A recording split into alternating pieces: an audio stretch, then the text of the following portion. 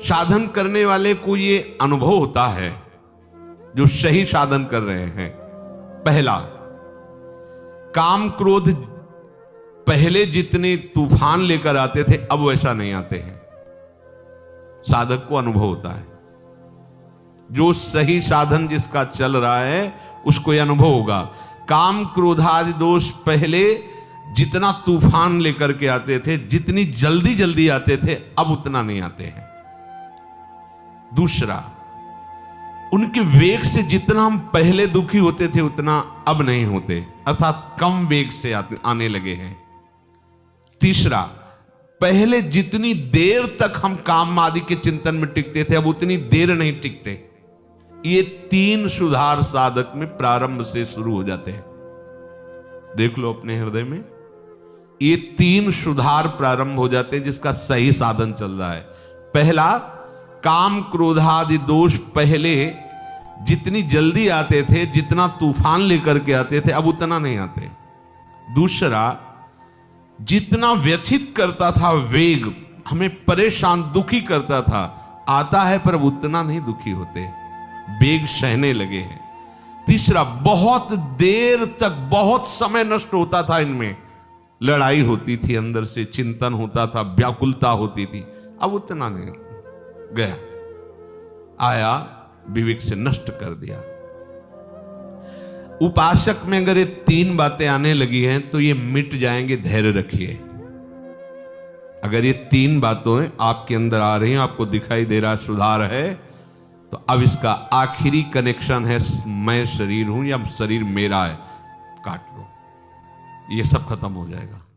पर पहले ही आएगा, क्योंकि साधना प्रारंभ शरीर को लेकर के ही होती है, और इनकी बिल्कुल भी स्फुरना ना रहे, इनसे संबंध रखना नहीं है, तभी इनकी स्फुरना बंद होगी। मन बुद्धि में तदात्म, शरीर में तदात्म, फिर आप इनको जीत लें ऐसी सामर्थ्य आप में नहीं है। जैसे जैसे भजन मार्ग में आगे बढ़ते हैं वैसे वैसे एक कम होते जाते हैं।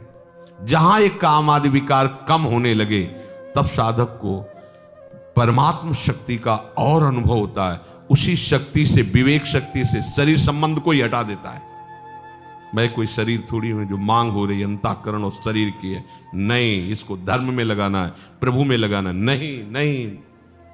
शरीर राग मिटा, विकारों की कोई गुंजाइश ही नहीं है, तभी वो रास विलास का अनुभव करता है। पांचों भूले देह शुद्धि, तब छठी भावना रास की। पहले तो ये प्रपंच हटे ना, राग हटे ना भोगों का। कभी कभी साधक को ऐसा प्रतीत होता है कि काम क्रोध का वेग पहले से भी अधिक आ रहा है। इसका दो कारण हो सकता है। पहला है कि आपको साधन करते हुए कोई भारी कुसंग हो गया।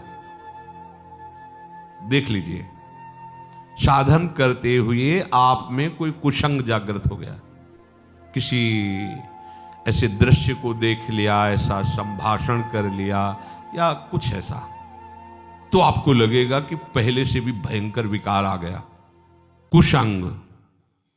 अगर ऐसा नहीं हो, आपका साधन ठीक चल रहा है और फिर आपके अंदर ये बात आई है, तो कह रहे हैं कि जब भोगासक्ति मिटती है तो साधक की बुद्धि पवित्र होती है। पवित्र बुद्धि में थोड़ा भी स्फुरण पहाड़ जैसा नजर आता है, थोड़ा भी दोष उसे बर्दाश्त नहीं होता। अपवित्र बुद्धि में पहाड़ जैसा दोष भी तिनके के भी समान नहीं लगता। पवित्र बुद्धि में तिनके के जैसा दोष पहाड़ जैसा लगने लगता है। वो साधक हाय हाय करने लगता है कि पहले इतना गंदा नहीं था जितना आप गंदा विचार आता है। ये उसकी बुद्धि की पवित्रता है। दो बात ध्यान रखना है। पहले तो तुरंत हमें देखना है अपनी दिनचर्या में कि कोई दृश्य का कुसंग, शब्दों का कुसंग, व्यक्ति का कुसंग, भोजन का कुसंग तो नहीं हो गया, जो हमारे अंदर इतनी विकार की वृत्ति आ गई। अगर आप निर्णय कर लिए कि नहीं ऐसा नहीं है, तो फिर आप निश्चिंत हो जाओ, ये आपकी बुद्धि की पवित्रता है जो आपके थोड़े से भी दोष को पहाड़ जैसा दर्शन करा रही है। अंतःकरण जैसे जैसे शुद्ध होता है तो साधक को थोड़ा सा भी विकार सहन करने की वो असहनशील हो जाता है। ऐसी बात कैसे आ गई मेरे हृदय में? ये पवित्रता का लक्षण है। ऐसा कैसे हो गया, मेरा मन कैसे राजी हो गया, नहीं हाय हाय मच जाता, ऐसा कैसे हो गया। तो उसको लगता है कि बहुत हमारी बुरी दशा है, यद्यपि उसकी बहुत पवित्र दशा, अंतःकरण इतना निर्मल हो रहा है कि वो छोटी सी स्फुरणा को भी बर्दाश्त नहीं कर पा रहा है।